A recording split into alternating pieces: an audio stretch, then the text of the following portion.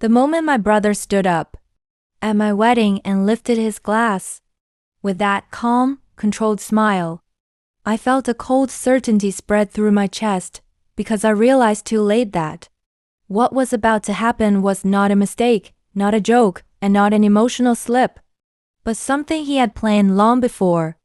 I walked down the aisle believing family meant safety.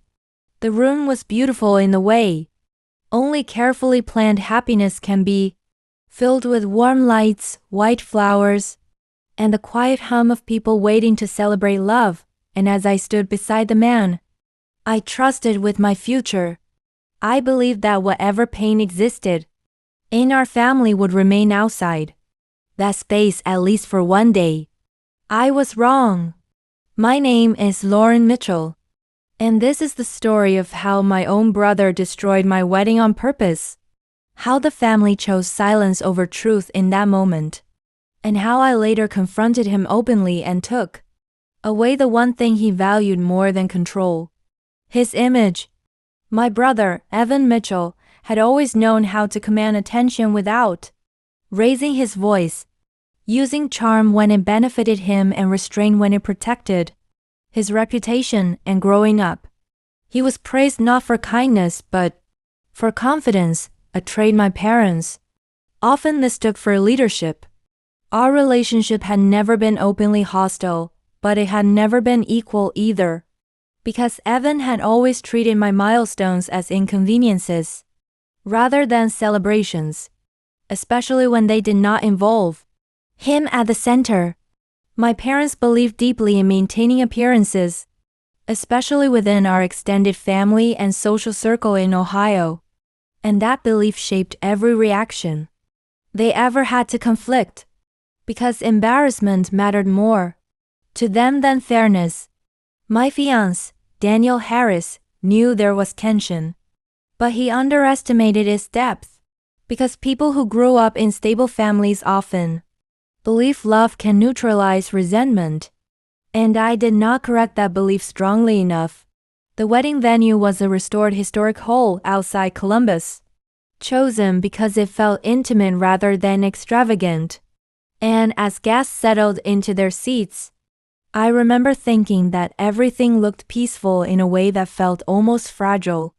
Evan arrived late, dressed perfectly, smiling easily, and hugging relatives, as if he were there to celebrate rather than perform.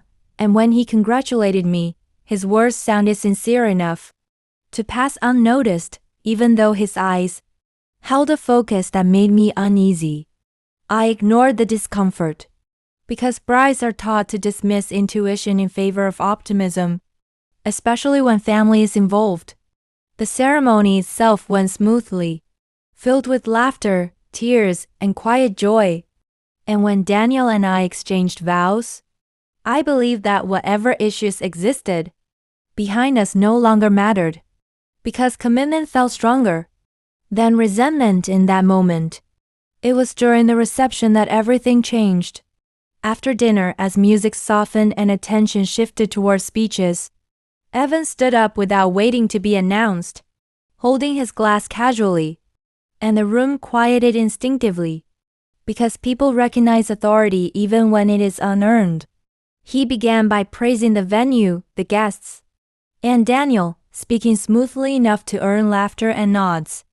And for a brief moment, I wondered if I had misjudged him. Then his tone shifted slightly, not enough to alarm immediately, but enough to create discomfort. Beneath the surface, he spoke about family history, about honesty, about how marriage requires transparency, and as his words grew heavier, my chest tightened because I recognized the structure of an attack disguised as advice.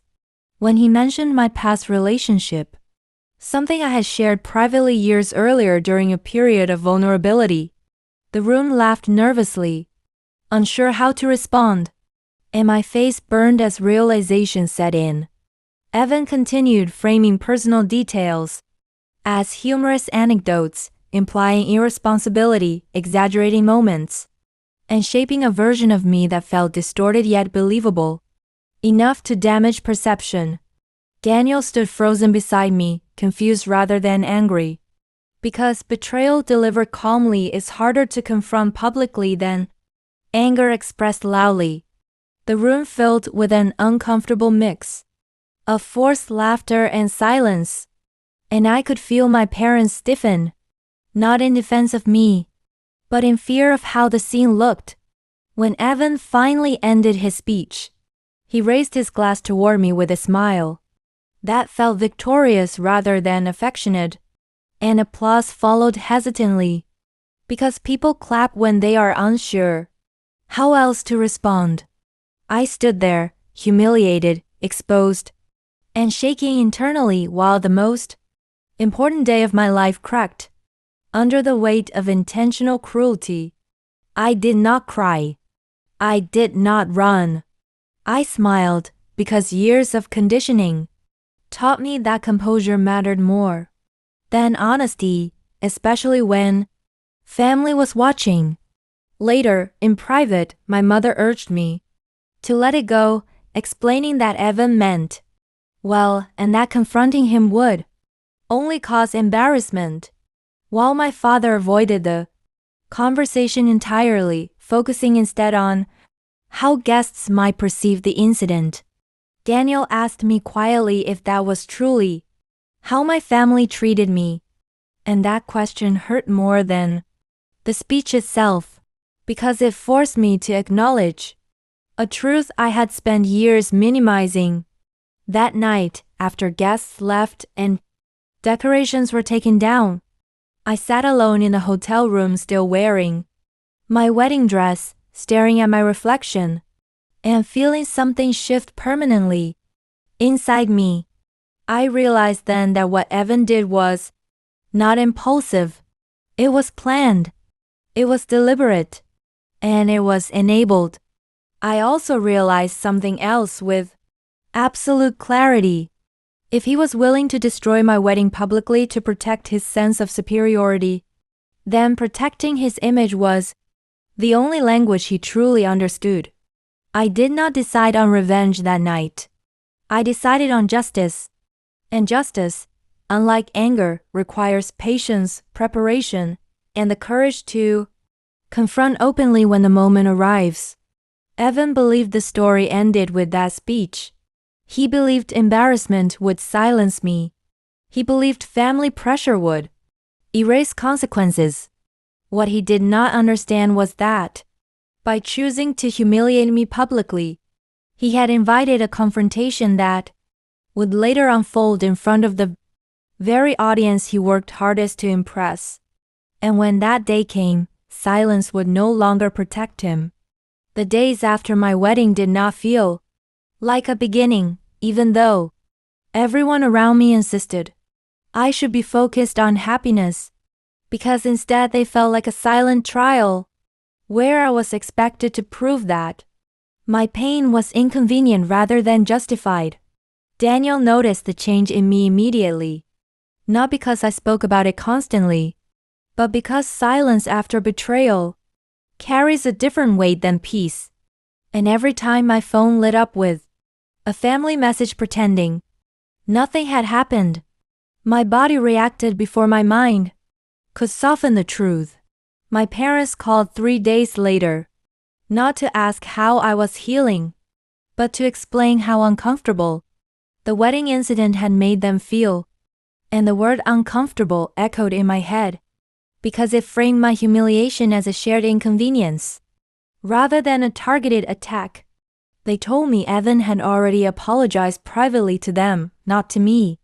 And they suggested that reopening the issue would only damage family unity, as if unity had not already been shattered publicly under crystal chandeliers and polite applause. I listened without interrupting, because years of experience taught me that interruption would only be used against me later, reshaped into proof that I was emotional or dramatic, while Evan's calm cruelty would once again be labeled misunderstood humor. When I finally spoke, I did not accuse or raise my voice, but I asked a single question that made the line go quiet. because I wanted to know why protecting Evan's image mattered more than protecting my dignity on my own wedding day. The answer was not spoken directly, but it lived in the hesitation, in the carefully chosen words about reputation, family, friends, and how people talk. Because my parents had built their entire identity around being respected, rather than being right. That was the moment I understood something fundamental. My brother had not acted alone. He had acted with the confidence of someone who knew consequences would be softened, redirected, or erased entirely by the people who taught him how to maintain control without accountability. Evan did not call me. He sent a message that read polite, enough to screenshot and show others, full of surface-level regret and vague intentions, carefully avoiding responsibility while implying that my reaction would determine whether peace was restored. I did not respond, not because I did not have words, but because I realized that every word I sent too early would be used to shape a narrative where he was reasonable and I was unstable. Instead, I began paying attention. I noticed how family gatherings resumed, as if the wedding incident had been a shared joke that landed poorly, rather than a calculated act of humiliation. And I noticed how Evan's confidence seemed to grow rather than shrink with time. He attended dinners with ease, told stories loudly, and positioned himself as the responsible sibling who cared deeply about family values, subtly reinforcing the idea that whatever happened at the wedding was a misunderstanding exaggerated by emotion. What unsettled me most was how many people accepted that version without question. Friends reached out cautiously, asking if I was okay, then quickly shifting the conversation toward forgiveness, as if closure mattered more than accountability. And every time someone suggested I should move on for the sake of harmony, it felt like another quiet betrayal layered on top of the first. Daniel supported me without pushing, but I could tell he struggled to understand how deeply image controlled my family's behavior, because in his world, confrontation was uncomfortable but necessary, while in mine, it was treated as a threat. We talked late into the night about boundaries, about what respect actually looked like, and about the future we wanted to build. And those conversations strengthened our marriage even as they highlighted how much of my past had been shaped by silent compromise. Meanwhile, Evan continued performing his role flawlessly. He posted photos from the wedding online with captions about family love and unforgettable memories, carefully cropping angles and tagging people strategically, and each post gathered praise that reinforced his sense of untouchability. I watched quietly, not with jealousy, but with growing clarity, because while Evan was focused on restoring his image, he was also revealing how dependent he was on it. Every compliment, every public interaction, every carefully curated moment confirmed that his power did not come from authority or integrity, but from perception. And perception, unlike truth, can be dismantled openly when evidence replaces charm.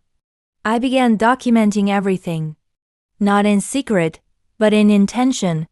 I saved messages, noted timelines, and paid attention to patterns, especially the way Evan spoke differently in private family conversations than he did in public settings, adjusting his tone based on audience rather than honesty. I spoke with relatives individually, not to convince them, but to listen, because listening often reveals inconsistencies people are unaware they expose. And slowly, I began to understand how many. With Evan, there were moments of doubt. There were nights when I wondered if confronting him openly would cost me relationships I was not ready to lose. And there were mornings when anger tempted me to react impulsively, rather than strategically.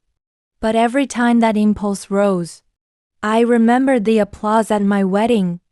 I remembered how cruelty wrapped in calm presentation is often mistaken for confidence. And I remembered that Evan's greatest weapon had always been the assumption that I would stay quiet to keep the peace.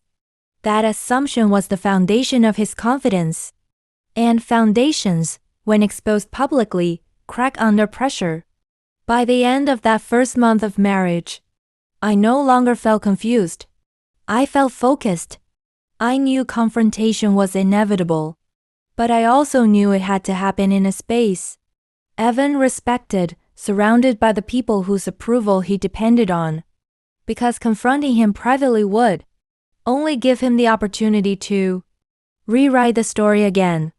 This was not about shouting or revenge, fueled by rage. This was about restoring balance through clarity. And clarity, when delivered openly, has a way of forcing people to face themselves. Evan believed time would soften my memory. He believed family pressure would reshape my reaction. He believed the worst had passed. What he did not see was that every smile he practiced, every public gesture of stability, and every careless moment of overconfidence was quietly setting the stage for a confrontation that would strip away the mask he had spent his entire life perfecting. And when that confrontation came, there would be no laughter to hide behind, no silence to protect him. Only the truth, delivered clearly, openly, and in front of everyone who once applauded. There is a specific moment when someone who has lived on confidence alone begins to sense that something is wrong, not because they have been accused, but because the reactions around them no longer feel predictable. And I noticed that shift in Evan before he ever realized I was responsible for it. It started subtly, the way all meaningful collapses do, with small hesitations in conversations, delayed responses to his jokes, and a slight tightening in the smiles of people who once admired him without question. Because perception does not change loudly. At first, it changes quietly, through accumulation. Family gatherings became different after that first month, not because I forced the issue, but because I stopped absorbing discomfort on his behalf, and without my silence smoothing the edges, his behavior began to stand out more clearly to others. Evan still dominated conversations and still positioned himself as the rational voice in every discussion. But something essential had shifted, because I no longer reacted the way he expected and control depends heavily on predictable responses. I did not avoid him. I did not confront him prematurely. I treated him with calm distance, offering politeness without reassurance. And that unsettled him far more than anger ever could have, because politeness without submission feels like rejection to someone who feeds on influence. He began asking questions indirectly, checking with relatives about how I was doing, framing concern as maturity. And each inquiry revealed anxiety beneath the surface, because someone secure does not monitor reactions this closely. Meanwhile, I continued collecting context rather than ammunition, focusing on patterns instead of moments, because patterns cannot be dismissed as misunderstandings once exposed publicly. I spoke to an aunt who mentioned that Evan had often taken credit for ideas that were not his own, shaping narratives in his favor while minimizing others quietly. And when I listened rather than reacted, she shared more than she likely intended. I spoke to a cousin who recalled an incident years earlier where Evan had reframed a disagreement to appear supportive while privately undermining someone's decision. And as stories accumulated, a consistent picture emerged. Evan did not destroy people loudly. He repositioned himself until they appeared unnecessary. That was exactly what he had tried to do to me at my wedding. The difference now was that I understood the mechanism. Daniel noticed the change too, not just in Evan, but in the way the family dynamic was shifting around him, because once people recognize a pattern, they cannot unsee it, even if they choose not to acknowledge it openly. The turning point came during a planned family event, one that Evan had organized himself because he enjoyed controlling the setting, the guest list, and the narrative, believing structure guarantees safety. It was a celebration tied to our parents' anniversary, held at a large rented venue in Cincinnati, filled with extended relatives, longtime family friends, and professional connections Evan valued deeply. I knew immediately that this was the setting he would least expect resistance, and that made it the right place for preparation to transition into exposure. I did not announce anything. I did not hint at confrontation. I arrived composed, observant, and intentionally visible, because presence alone communicates confidence. When it is unforced, Evan greeted me warmly, too warmly, and I noticed the brief pause before his smile settled, because his instincts recognized something unfamiliar in my posture, a steadiness he could not read. Throughout the evening, I watched how he moved through the room, greeting people strategically, managing impressions with practiced ease. And I also noticed how often he glanced toward me, as if checking whether I remained in the role he expected. At one point, a family friend approached me quietly and asked how married life was treating me, then added, with hesitation, that the wedding speech had been uncomfortable to watch because it felt unnecessary and poorly timed. I thanked her without elaborating. That was enough, because discomfort acknowledged allow loses its isolation. Evan sensed the shift by the end of the night, even if he did not fully understand it yet, and when he approached me again, his tone softened in a way that felt almost conciliatory. Though still carefully guarded, he suggested we talk soon, just the two of us, implying closure without accountability. And I agreed calmly, not because I intended to resolve anything privately, but because agreement kept him unaware of what was coming. That conversation never happened, not because I avoided it, but because timing matters when consequences are meant to be visible. The following weeks solidified everything. More relatives reached out, not to take sides, but to ask questions. And those questions alone weakened Evan's control, because authority thrives in certainty, not curiosity. I never framed myself as a victim. I framed myself as someone who refused to be misrepresented. That distinction mattered. The more Evan tried to restore his image through exaggerated kindness and public generosity, the more transparent his performance became, because authenticity does not require reinforcement. Then came the moment he overplayed his hand.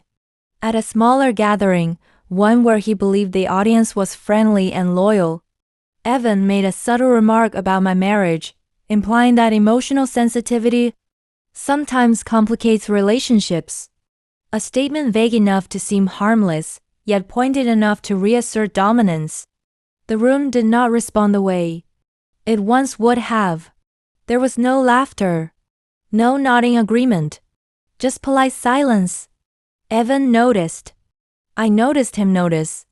And in that moment, I understood that confrontation no longer needed to be forced, because resistance had already begun, forming organically, and organic resistance carries credibility that accusation alone never can.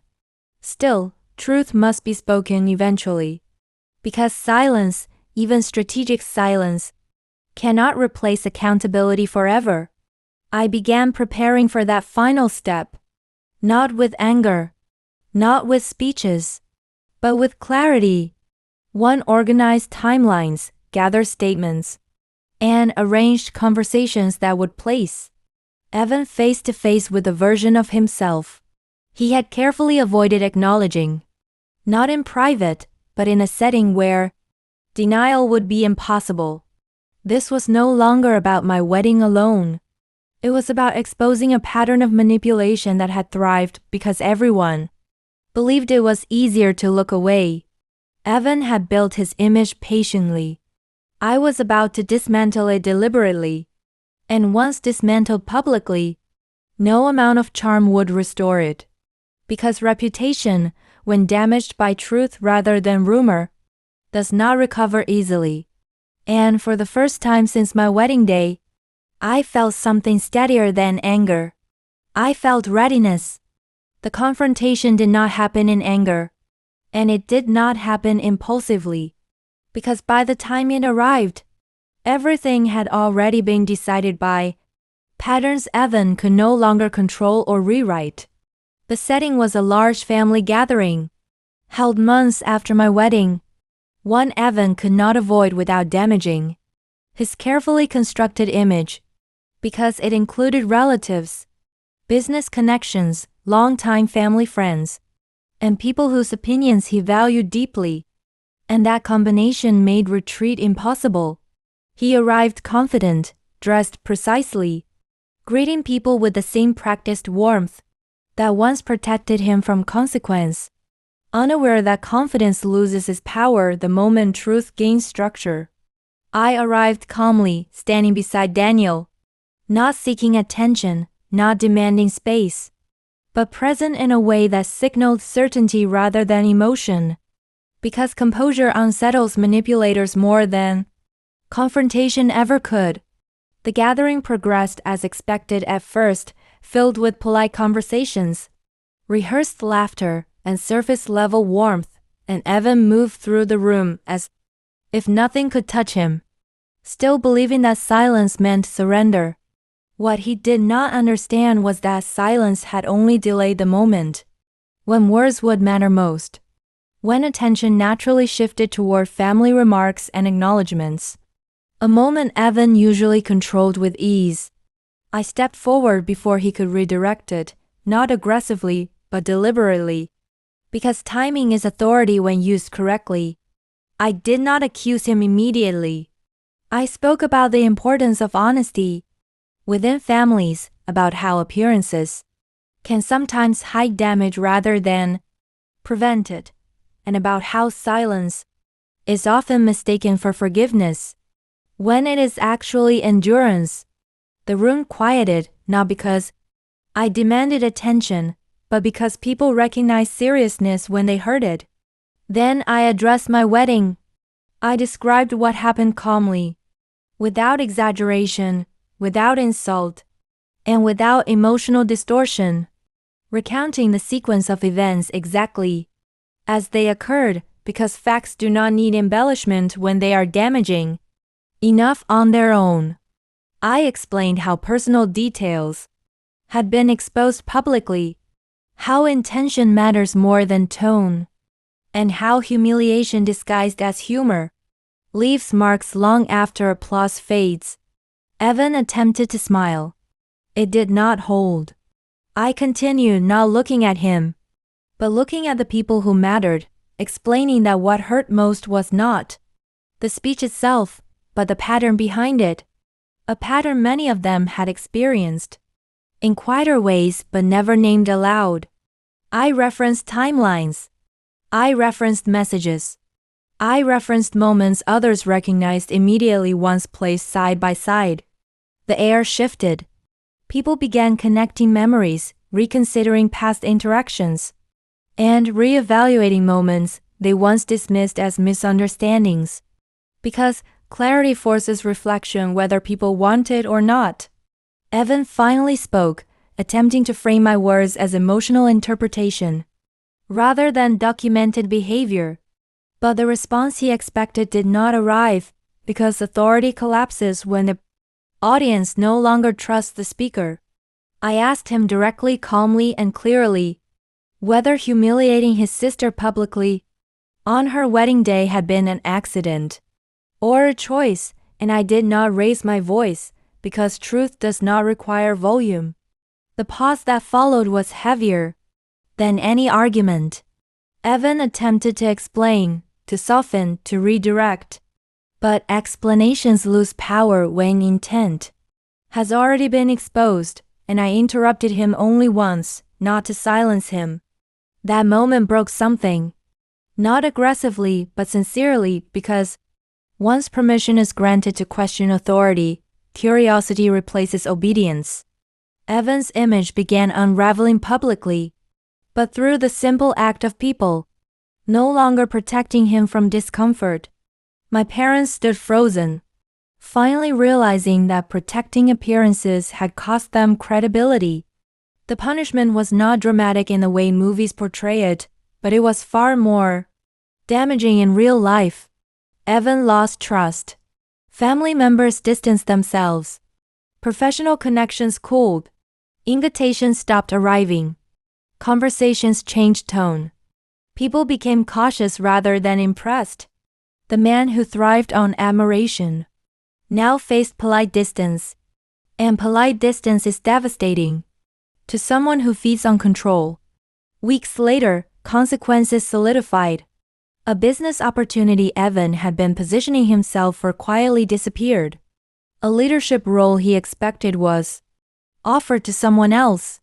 His influence within the family dissolved. Not because anyone announced it, but because no one deferred to him anymore. That was the punishment. Not isolation, not exile, but irrelevance. I did not celebrate publicly. I did not glow privately. Because justice, when earned, feels quieter than revenge imagined anger. What mattered was that my voice had been heard, my truth acknowledged, and my dignity restored openly, not whispered about later. Daniel held my hand as we left that gathering, not because I needed support, but because partnership feels strongest when respect has been defended. My parents apologized eventually. Not perfectly, but honestly enough to matter. Because accountability spreads once it is modeled openly. Evan never apologized. He did not have to. The loss of his image was apology enough. Looking back, I understand now that confrontation is not about destruction, but about correction, and when correction happens publicly, it prevents repetition. I did not destroy my brother. I destroyed the illusion that protected him. And illusions, once broken, never rebuild the same way again. Silence protects manipulators. But truth spoken clearly in the right moment restores balance without cruelty. If someone from your own family humiliated you publicly and expected silence to erase it, would you stay quiet to keep peace? Or would you confront them openly and risk changing everything forever?